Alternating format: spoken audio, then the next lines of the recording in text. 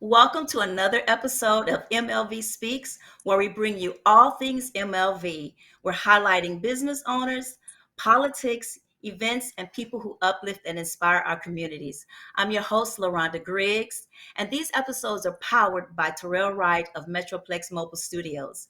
This episode is one of inspiration. October is Breast Cancer Awareness Month.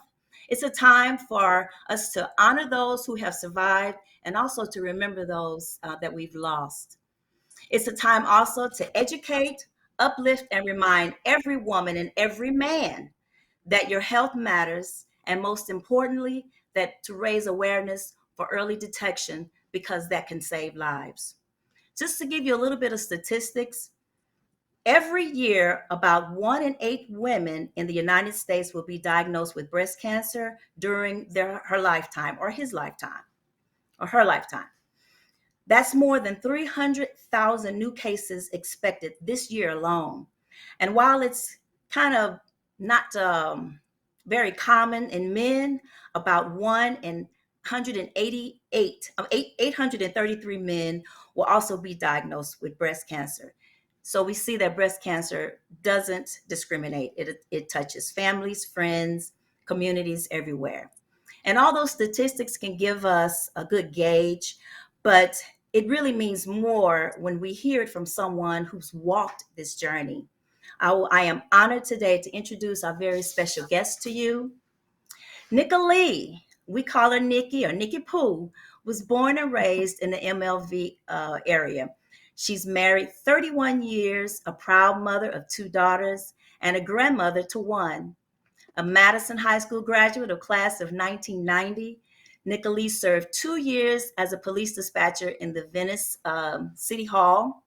She also now has been working at the Glen Carbon Police Department for 24 years, 16 years as a communications supervisor, and the last 8 years as the records department manager. But most of all, she is an 11-year breast cancer survivor. So just give us the next 30 minutes of your time and let's welcome Miss Nicholee Jenkins Blockton. Hey, Nikki, how are you? I'm well. How are you? I am very good. Very, very good. So thank you for coming on board. Pardon my little earbud here. Oh, So you're we're going to get fine. right into it, Nikki. We have a lot of questions, and I know that you are excited to kind of give us some awareness. This is a sensitive subject that a lot of people kind of stray from. So let's just get right into it. Here's another statistics. Studies show that only about 25 women actually perform the monthly breast exams, and even fewer men check regularly. How did you first discover that you had breast cancer? Well, I initially felt the lump while showering. And I did what you're supposed to do. Called my doctor, made an appointment. She got me in. I had a mammogram. They told me it was nothing. Mhm. They told me to come back in a Mm. year. That next year, my husband actually felt the lump and reminded me to make the appointment to go in for my second mammogram. I went in for my second mammogram. They again told me it was nothing. Oh, wow. And I didn't go back the third year, but the fourth year, I could actually see the lump in my breast if I stood in front of a Mm. mirror. So I went, and again, this third time, fourth year, I was told that it was nothing. I asked for a second opinion. She sent me to the Siteman Cancer Center in St. Louis, and it was breast cancer. So it was found Wow. by a self exam. That that that shows you how important it is. Now, Absolutely. once you were diagnosed, just kind of explain what emotions were you feeling, what thoughts were running through your mind. My first thought was my kids. Even though my kids were adults, my granddaughter was probably 3. My first thought was my kids need me. My family Mhm. depends on me so much. Like my mother is deceased, my grandmother is deceased. So at 38, 40, I was like the matriarch. Like everybody depended on me. So my first thought was I can't die. My family needs Right. me. So that was my first thought after being diagnosed. Wow, I can imagine just having all those thoughts running through your mind. Now, what stage, when you found out, what stage after them so many times saying it was nothing, and then by the time you finally went back, what stage did they tell you you were in? Well, thankfully, my the type of cancer I had was slow growing. If it was aggressive, I probably wouldn't be having this interview with you today. I was Oh, wow. diagnosed with stage 2B lobular carcinoma breast cancer. So it's Wow. between two Wow. and three. 2 and 3. Okay. Well, Mhm. thank God for that. Now, Amen. when you started to think about treatments, what type of treatments did you undergo, and how did you go about considering taking treatments? So what you'll hear me say throughout this interview, I'll refer to my family because it wasn't like I had cancer, we had cancer. So every Okay. decision was a family meeting. Every decision, it was me, my husband, my two girls, and my brother. We always had a family meeting. I would tell them what the doctor said. Well, most of the time they were always there, but we would discuss what the doctor said. I always did my own research, and then we came to a collective decision on what treatments that I would have. So I ended up having 4 months of chemotherapy. I had 33 treatments of radiation, and I also opted to have a double mastectomy. I also Okay. took a low dose chemo pill for almost 11 years. I just was off of that the beginning of this year. Oh, wow. So it's really good that you had that support to help you make those decisions, because those are hard decisions to make. Absolutely. Now, in those conversations, did you guys ever discuss any type of holistic methods of over or battling this disease? That was never an option for me. I've heard a lot of people talk about it, but that was just not Hmm. something that I was interested in. I know that a lot of people do that, but it was just never an option for me. There was a time where mentally I wasn't ready for chemo. I knew that was something that we had decided on.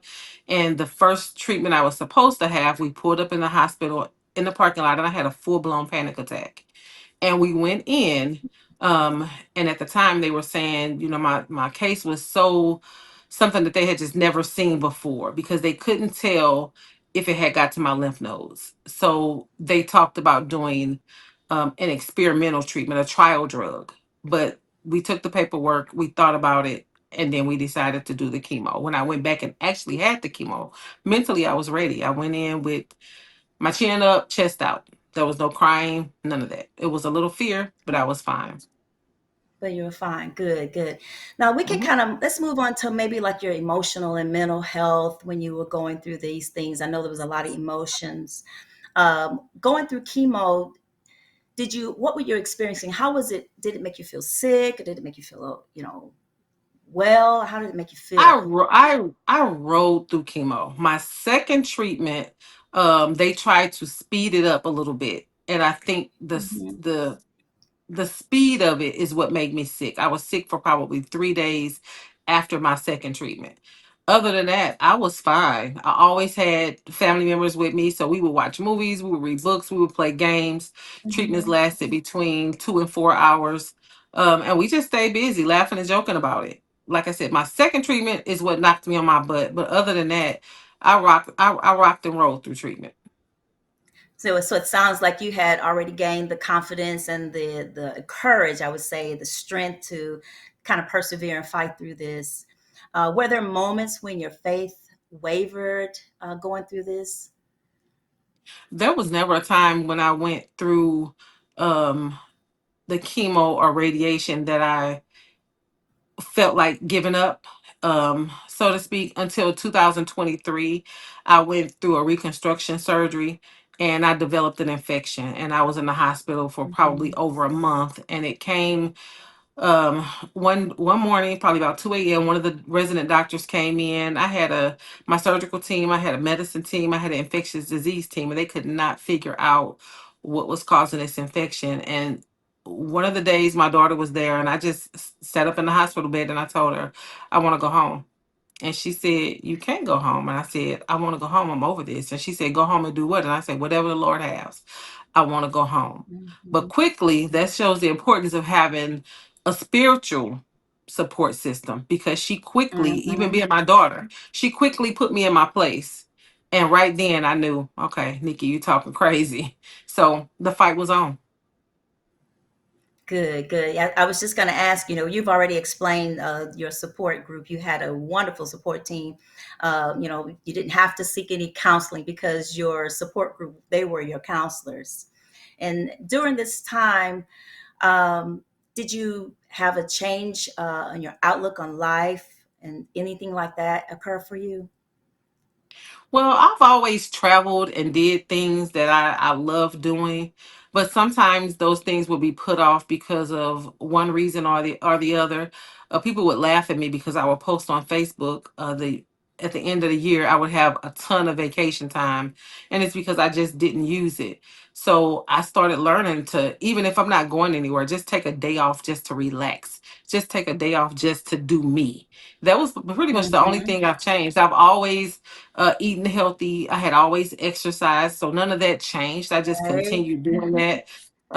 But I just learned to not put things off. If I have time, I'm gonna do it. If there's something I want to do, I'm gonna do it.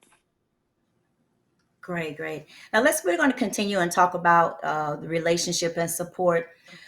Many times when a person is diagnosed with breast cancer, a lot of times they want to keep it private or they want to keep it secret. Um, how often were you sharing with this diagnosis? How open were you? Well, I was diagnosed in February of 2014, and until me and my family knew what we were really facing and how we were going to get through it, I wanted to keep it just with us, but I didn't keep it to myself long. It was actually April Fool's Day. So I was diagnosed February 11th of 2014. April Fool's Day of 2014 is when I posted on Facebook, cancer messed with the wrong girl. So of course everybody's like, what are you talking about? What's going on? So at that point, I shared what I had going on. A lot of people didn't believe me because it was April Fool's Day, but that's not something you would really joke about. But I've been open ever since then. Ever since then. And I know a lot of people don't like to share it. And I've had people to ask me, why do I share so much? Like I post when I go to the doctor because a lot of people don't like to share it. And there are a lot of people secretly going through this Mhm. and don't know how to handle it. So if they could see somebody actually going through it, whether they want to share or not, I have hope that they would have hope that they can make it. That they can make it right. Now you've talked about how your family and friends have supported you. How did they react when they first when they learned that you had this cancer? Initial shock, of course, but that didn't last long at all. And I don't know if it was because maybe they wanted to have a strong front for me, but the initial shock was there. They always like, I can't believe this, we wonder how this happened. But they were all like, but we got this, we got this. And that's the importance of having people around you that's going to support you. Like I was like, oh my god, I'm gonna lose my hair. My daughter said, you wear wigs anyway. Mm. So what's the Right. difference? And it's true. I went to the American Cancer Society just for some knowledge because I was totally lost. And they have a room full of wigs, and you can go in there and you pick wigs. And I'm thinking, I have a room full of wigs already. And that's Right. just what I did before even losing my hair. So they were initially shocked, but they held me up. They held me up. Good. And what type of support was like most supportive to you? What was most helpful to you in your support? Um, them and my church family. It wasn't like just me and my family. My church family went through this with me. They Mm. encouraged me. My bishop, every time I had anything going on, he was there. He was calling to check on me. My first lady, um, just that spiritual support, knowing that you got people that's watching out for you and that's looking out for you and praying for you. It's just motivates you to want to keep going. Yeah, that is absolutely true. You know, my grandmother had uterine cancer, and when she first was diagnosed, she had a lot of support. The prayer warriors, and time faded, a lot of them kind of wavered off. So, can you tell me your thoughts on who surprised you with being a strong support, and who surprised you with probably being less supportive? Um, there was no surprise on the support because everybody who I thought would be there was there. My brother quit his job, moved here. However, I did have one friend who we were really, really close, and she kind of just fell off. And we later talked, and I understood why. She said she was scared. She was scared. She didn't know what Mm-hmm. to say to me. She didn't know how to handle it. In the I was upset, but once she explained to me the reason why, I understood. Everybody can't handle it. She seeing me lose my Exactly. hair, seeing me sick, she just didn't know how to handle that. So I appreciated that she wasn't there because at the time I really needed people that was positive. I didn't need anybody that Exactly. was going to be down and sad. So it worked out just fine. We're really good today. We're really good today. Good. That is you're absolutely right about that, because like you said, not everybody knows how to handle. So Absolutely. you've gotten through the cancer, and you've gotten the point where you were cancer free. Tell us about that. Well, they consider you cancer free the day that you have surgery. Even though I still had to go through chemo and radiation, the day that you have surgery and they remove it is when you're considered cancer free. But a lot of people hear cancer free and think, oh, she's cancer free, she's doing wonderfully. But because I share a lot, people still see that there's still a battle. It's still an everyday battle, physically and mentally. There are some days it's much better now, but there are some days where I would have a headache, and I'm like, oh my god, I probably have brain cancer. Or if my stomach is hurting, I probably have stomach cancer. It really will mentally get you in that kind of way. So you're a survivor, you're cancer free, but you're still dealing with other side effects of it, whether it be a Hmm. mental side effect or a physical side effect. Yeah, I can imagine that. Yeah, just the fear of, is this battle completely over? A lot of and what is the difference between being in remission and cancer free? Is there a difference in that? It's not. It's the same thing. People will say I'm in remission or they could say I'm cancer free. A lot of people don't like to say cancer free. And they'll just say in remission. To me, I say cancer free because I'm cancer free. It's not coming back. I'm free from that. Remission to Hmm. me sounds like I'm in remission, but it's a possibility of it coming back. It's just how each individual look at it. I'm free of it. I don't feel like it's ever coming back. I'm free of it. Right, and that's where faith comes in. Yeah. So, Absolutely. what has survivorship been like for you? Um well, because I've had other issues, it's been an ongoing battle. But Hmm. whenever I can, I will still go at it and do what I can. I know my limits. Um, but on a good day, if I'm feeling good, I'm gonna do whatever it is that Nikki desires to do. Hmm. Now, you mentioned earlier that you said a double mastectomy. Is I that did. correct? I did. And can you kind of tell us what physical side effects have you experienced with that, and how has that affected you emotionally? Well, initially, when they told me I had breast cancer, my first thought was take them. And I told my husband that Hmm. was probably one of the decisions that I was standing firm on, regardless if they would have said, no, don't do it. Um, my chances, my outcome would be so much better if I opted to have the double mastectomy. And he was in total agreement. It made me feel Hmm. good for him to say, I love you with or without breasts.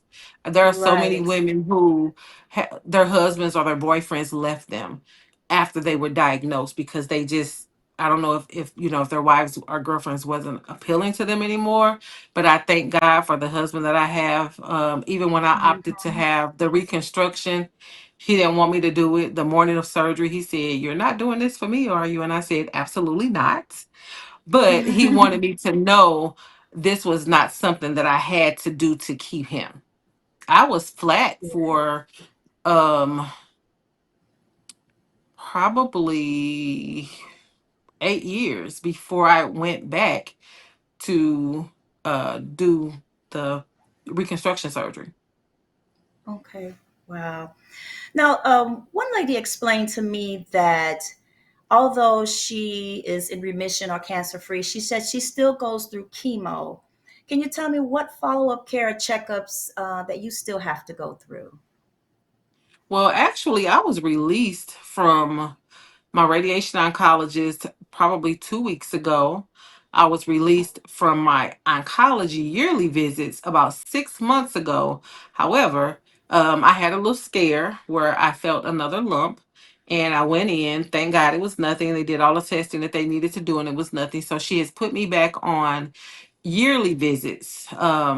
And Mm-hmm. I'll do the next 2 years with her, and just as long as nothing come up, I'll graduate to the survivorship program where you'll just go in and see either a nurse practitioner or a resident, and they just keep an eye on you. And you, it's not necessarily something you have to do, but I like going in and seeing them. You know, I'll do my own exams, but especially now that I have the reconstructed breast, they lump up. So you always feel something and you're not sure about it. So since I have them, that was something they recommended that I still continue to do, because you could always, you'll feel these and you're not sure what they are, but having a Mm-hmm. professional check you yearly, it just kind of gives you a peace of mind.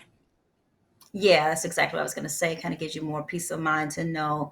Now, I know that exercise is something that's very important to you, and I Yes, see you all ma'am. the time. Yes, So, ma'am. how important is your daily exercise and your eating habits? Did all of that change, and do you take any type of supplements to kind of, keep your body healthy? I don't take any supplements, but as you know, I do get up and go to the gym. I am Yes. a 4:30 a.m. Gym girly. And I was doing that before the cancer, and I just opted to do that because Mm-hmm. walking in the gym and all the machines are empty. It's like a kid walking in a toy store. You just have your pick of machines. I don't like to go when it's crowded. But as far as my eating, I've started doing intermittent fasting, and it has helped greatly. It helps me feel better. I don't overeat. Like I was telling Terrell, he asked what was for dinner. I'm actually having grilled shrimp and egg whites for dinner. Um, it's just it goes hand in hand for me. If I can't go to the gym, I don't eat right. But if I can do both, I'll do both to the max. So So it I just like the sounds gym. like, yeah, it's just a part of your life. That is just It a part is. of your daily routine, and It that is is. something that we all should adopt. Now let's kind of move on to talk about reflections, and then have some advice that you may offer. Um, what do you wish that you had known at the beginning of your journey? I wish I had known that there was so much advancement in medication now. The only thing I was thinking is you got to get your breast cut off and you got to go to chemotherapy. But there are so many other options for people who don't want to go that route. Um, I wish I had known that I would be okay. In the very beginning, I wasted a lot of time um, worrying when I should have been focused mainly on my faith. Well, I think going to the Hmm. doctor, finding out I had it, and continuing my follow up showed my faith. But I did spend a lot of time worrying about the what ifs before would get there. I would always ask my doctor, well, if this doesn't work, then what do we do? And I always hear, we'll cross that bridge when we get to it. So I just wanted to know what to be prepared for. So I wish I wouldn't have spent a lot of time maybe doing that. Well, it's a learning experience as you go through this, and Absolutely. hindsight is always 2020. Now, what Yes. advice would you offer to someone who is newly diagnosed? Breathe, do your research. And like I said, having a support system that is positive and a faith system will help you greatly. It would have not done me any bit of justice if I went to a doctor's appointment and they said, "Oh, your white blood cell is count is low," and then the person that's with you is like, "Oh my God, so what does that mean?"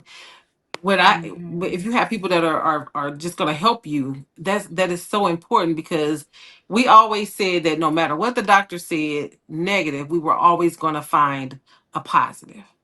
So, like hearing you have cancer, um, is it's better to hear that you have cancer and we can do something about it versus you have cancer and we can't do anything about it. Right. So somebody that's newly diagnosed, you take that diagnosis and you tell yourself, oh, I got this.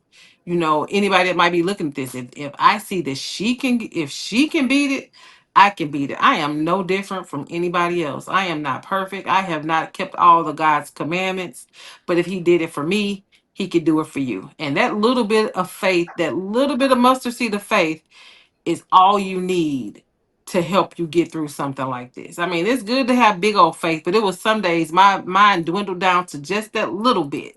And that little bit got me through. So having a support system, having some prayer warriors. I had a friend that one day they came in and told me they had to take me into surgery, and it was an unexpected surgery. I didn't have time to call my family, but one of my friends got there. She came in, and the first thing she did, she didn't say what's going on, why they taking you to surgery. She immediately started praying. Those are the kind Hmm. of people that you have to surround yourself with. You have to. It's a must Absolutely. for survival. Absolutely. Absolutely. I completely agree with you, Nikki. Just to let you know that my family, a lot of the women in my family have experienced. My mother had cancer. My grandmother had cancer. My Aunt Catherine had cancer. So many of them, and they were healed. They had that faith. So it was divine because my grandmother did not want to have treatment. So I understand the faith fight of prayer and having Absolutely. people to support you. Absolutely. Yeah, and I'm just so happy to be sitting here having this conversation with you. You know, Me too. that's so. Let's kind of see if are there any misconceptions and myths that you can clear up about having breast cancer or this disease in itself. The main thing that I hear people say is don't have surgery because once they cut you open, it's going to spread. That is Yeah. absolutely not true. It is not true. um that's about the only thing that I really try to tell people because I used to hear it back in the day when I was a kid, and I still hear Hmm. it now. People will say I'm not having surgery, they're not cutting on me because once they open you up, it spreads. If the air hits it, it spreads. That is the biggest myth ever, so don't believe that. Nikki, I'm so glad you said that because I was thinking the same thing. I always heard of that, and I thought that that was true. So I'm glad you cleared No. that up. So everybody, you guys know that is not true. So, Not true at all. It is not true at all. wow. Wow. I even had a slight scare. I had a lump in my breast once, and I wasn't doing the self exams. And Hmm. my doctor asked me if I was doing it, and I said no. So he felt my right breast, and he said, "You have a lump over here," and I said, "You lying?" I just told him, "You lying." I told the doctor he was lying. I said, "You just saying it to scare me because I didn't do the exam." And he felt it, and Hmm. he let me feel it, and I felt it. But then he said that, "Oh, it's nothing. It's not nothing to worry about, but we're still going to send you for tests to be sure."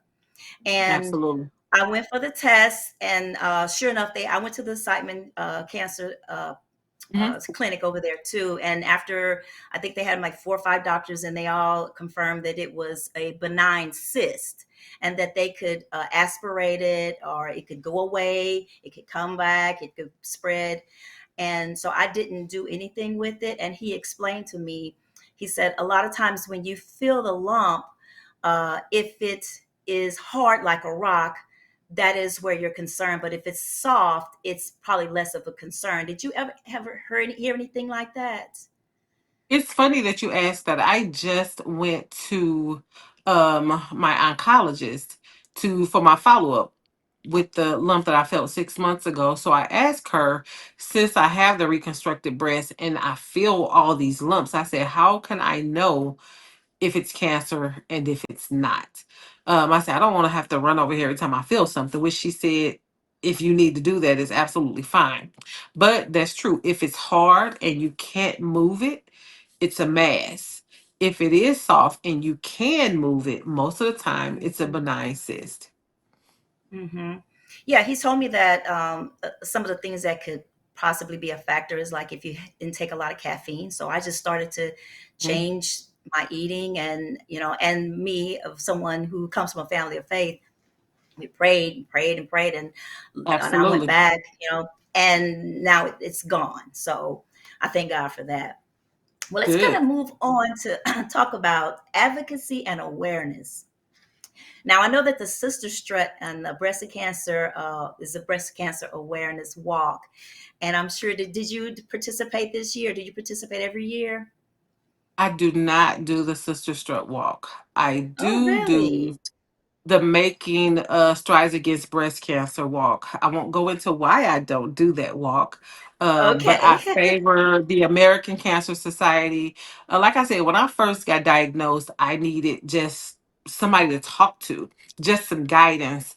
A lot of the assistance that the American Cancer Society offer, I didn't need, but the fact that they offer it, like they have the wigs, they give you literature. They give you a person who they will assign to you to drive you to appointments, a person that would be at appointments with you. I didn't need all that assistance, but the fact that they offered that, and when I reached out to them, they were on it and calling me back and offering me all of this assistance. That's why I go so hard for the American Cancer Society's Um, breast cancer walk. I do that every year. I did Susan G. Komen when I first was diagnosed. You get diagnosed and you want to jump into doing everything. So I did that and I did Sister Strip, but I found that the American Cancer Society really did what I needed them to do for me. So mhm. that's why I pushed so hard for that walk. And I've done that walk every year since being diagnosed.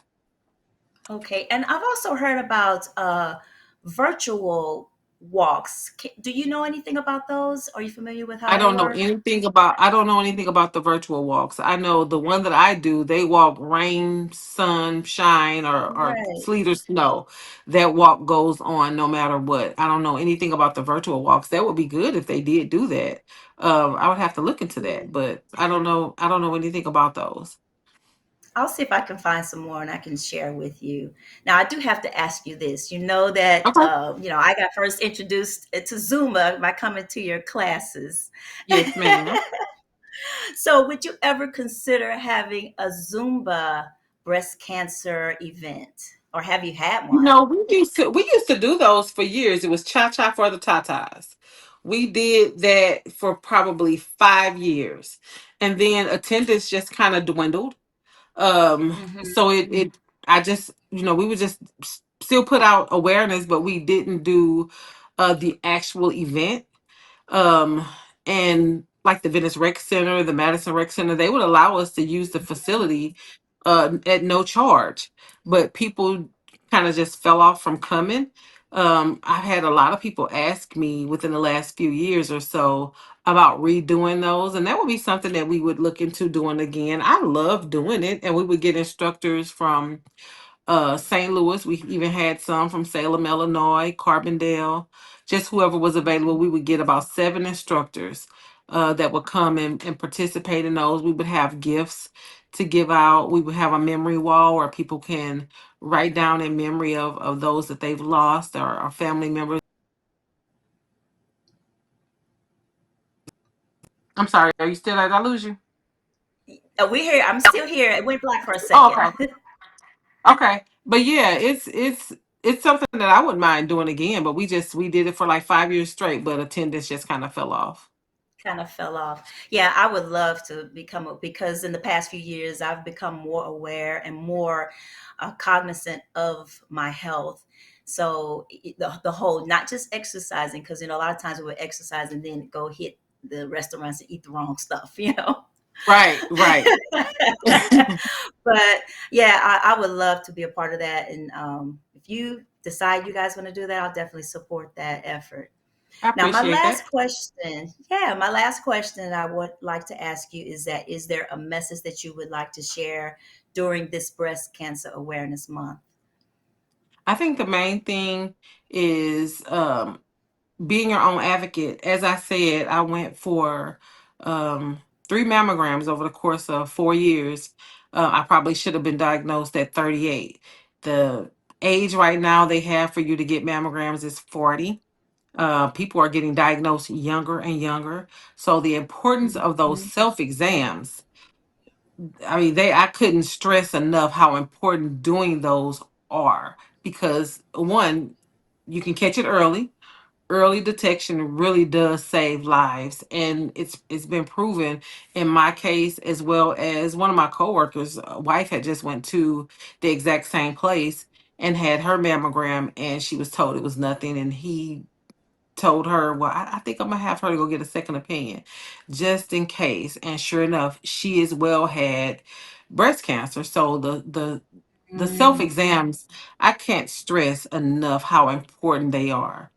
If you have to wait until you're 40, do those self exams. Be aware. And if you do them regularly, I used to do mine in the shower. If you do them regularly, it'll help you notice if you feel something that wasn't there yesterday, or if you see something that wasn't there yesterday. And it's really important not to ignore just things that you might think are simple. Um, I knew someone whose breast simply itched. They didn't have a lump or anything else. It just itched. And it turns out it Mhm. was breast cancer. So like I said Sunday, God made everything perfect. He didn't make our bodies to hurt. He didn't give us for our heads to hurt all the time. If you have things that are persistent and chronic, it is so important to get those things checked out. Early detection. It really does Yeah, help. that is true. And you know, Nikki, I'm glad that you mentioned the itching of the breast, because we can talk a little bit about the different symptoms. It's not just always a lump. It could be itching. It could be an inverted nipple, and I've even known that it could be your skin looking like the peel of an orange. Um, Absolutely. There are many signs. I mean, everybody talk about the lumps or the fluid or leakage from your nipple. mhm, Anything that you would think is abnormal, I would say it's worth getting checked out. The mhm. the most you can find out is that it's nothing, or you can find out that it's something and you've caught it early. To fight, right? And that's the thing. A lot of Absolutely. times, women like to well they would prefer to ignore that because of the fear of what if it is. We can't bury our head in Absolutely. the sand. You definitely want to be able to attack it Give yourself a when you feel fighting something is chance. yeah, that's true. Well, Nikki, I thank you so much for taking the time out to converse with us about this very serious subject. And Absolutely. hopefully that someone that is watching this will take into consideration to give themselves the exams and be more aware of breast cancer, any other types of just your health and overall just being healthy and being aware. Absolutely. So I Absolutely. appreciate you taking this time to speak with us. So You're that so is very it. That welcome. what we Yes, and then maybe we'll have you back later on. We maybe do a part two and we can talk about some other health subjects, because health is something that's kind of near and dear to me as well. Absolutely.